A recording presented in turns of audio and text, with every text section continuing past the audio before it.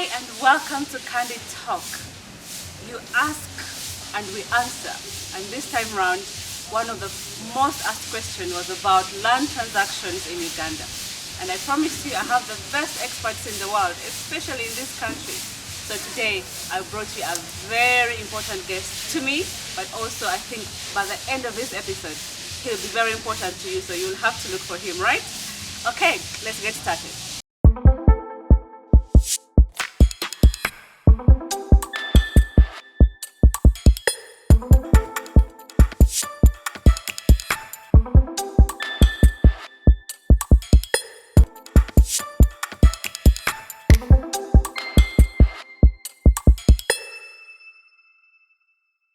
Come, my special guest, my friend in different forums that we belong to, yes, but also someone I really respect so much in the legal fraternity, because now you're my senior counsel. Yes.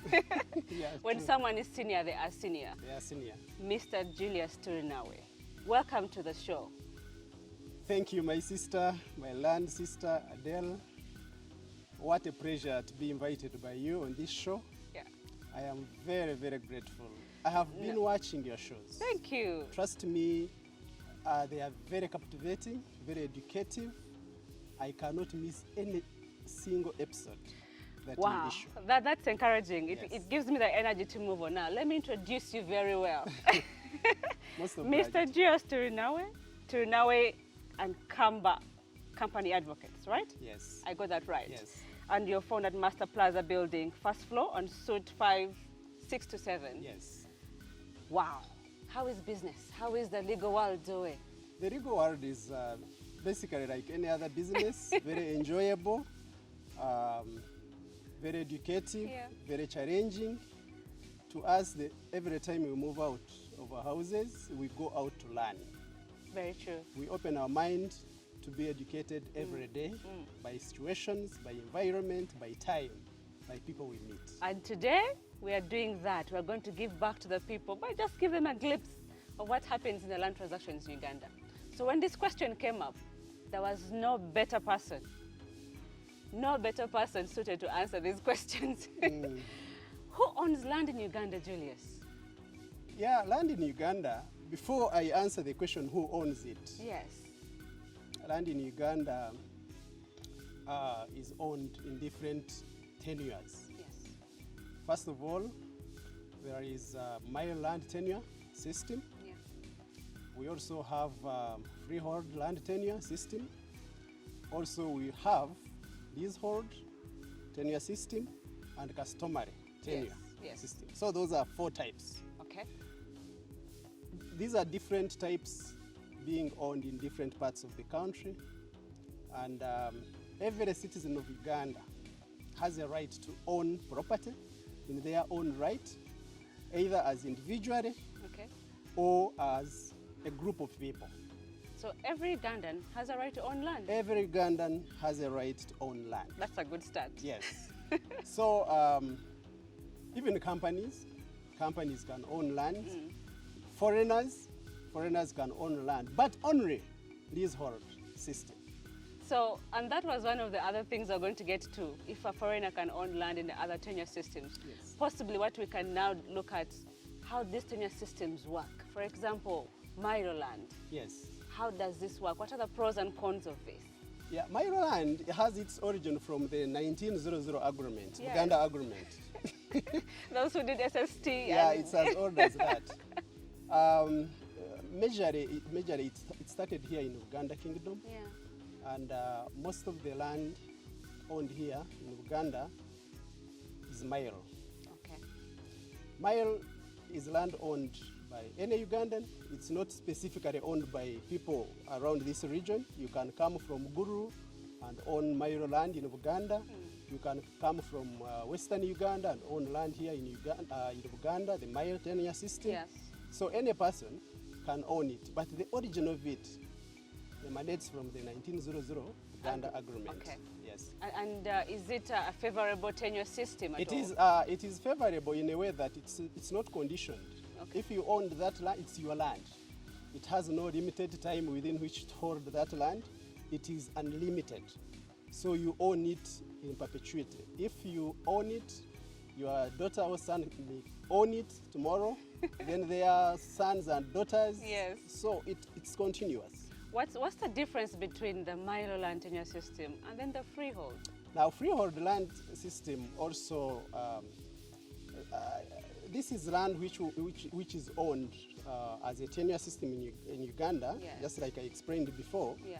But you'll find that also its ownership is unlimited. You have it, and no one is going to come and disturb you that this land, your tenure ends on this year. Yeah. You understand? In other words, you have a title to it, it's in your names, and that's it. It's in your names, and Julius that's is land it. forever. And what is most important in Yes. this one Yeah. is that you can convert leasehold system into freehold. You can convert customary into freehold. You understand? Like in Uganda, there is a policy where the government allowed that all freehold, rather, I beg your pardon, all land leasehold tenure systems outside the Kampala metropolitan, Yes. whoever owns them should apply and they get freehold. Freehold title. Yes, freehold titles. So you can own a title for it and be with it. It looks like it's the most favorable. Yes, it's good compared to the leasehold, Yeah. compared to customary land tenure. Yeah. It's more of a mile land because both of them are owned indefinitely without any condition. They are yours, you have their titles, you can do anything on those lands as long as you are subjecting whatever you're going to put on that land to the local authorities, yes. regulations and Okay. all that. Then, since these are held over time and forever, how about leasehold? How does this one work? I've seen people who have bought land not knowing it is on a leasehold tenure system, and they're having trouble after that. Yes, I understand. You need to, first of all, before you purchase land, Yes. to know the type of tenure somebody is selling to you. Okay. Or what you want as a person, as the purchaser. What do you want to buy? Okay. And you can easily establish this from our registry system, land offices. Yeah. Then you can go to Administrator General and inspect the succession register book to establish the type of tenure you want to buy. You, as a buyer, you are coming to buy land. Yes. And you can't know, this one has land as a piece. You don't know whether it's a mile, you don't know whether it's a leasehold, you don't know whether it's a freehold, you don't know whether it's a customary land. And most of us never know because we don't take the notice or the time to find out. We just want land, and it's exciting to own land, Julius, you know. I know. So as the purchaser, first of Yes. all, know what do you want. Okay. Are you buying mile? Are you buying freehold? Are you buying leasehold? Or you are going customary? Mile and freehold have their land titles. Okay. So is leasehold. On those specific titles, you can easily see whether the land you are buying is a mile land or a leasehold or a freehold. Yeah. So, I have seen so many cases where people come to office thinking they are buying mile land and the title they present before you You're is a saying leasehold. something else. Meaning that a leasehold, you are holding it for a specific period of time. When that time expires yes. or ends, the land reverts back to the lessor, the person who gave it to you. So for you, you come innocently thinking you are buying mile land when somebody is selling to you a leasehold, and when time comes, trust me, the lessor will come and back claim for his their land. So whatever interest you are buying in that land is subjected to the interest of the owner of the lease. Please don't hate us. We are trying to educate the people, to enlighten them, you know? So, Yes. Julius, they might be like, these guys are going to end our business very soon. No, and you see, what I must say, Yeah. I saw you talked about fraud. Yes. That is one way how fraud is conducted around this country. That is an act of fraud. And we're going to talk about fraud later. Yes. It's trying to build into it because there are so many elements that lead to that. Yes. When you look at customary ownership of the tenure system, how does that one work? This is land owned by communal. Communal. Family land, communal land, clan. Yes.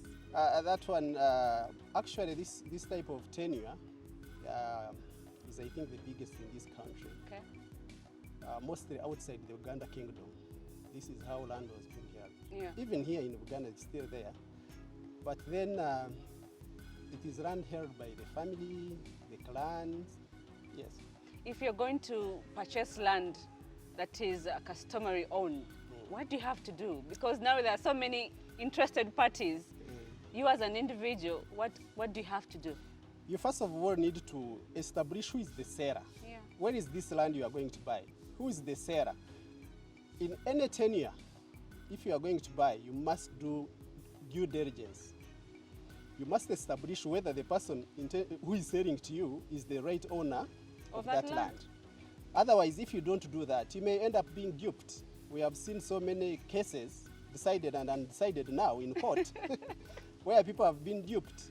Know the person who is selling to you, do due diligence. If it's customary and he's saying, I have my land in Kayabwe, which is customary, go there, establish. And if it's the family, get some consent. If it's the family land, let it be known before you purchase.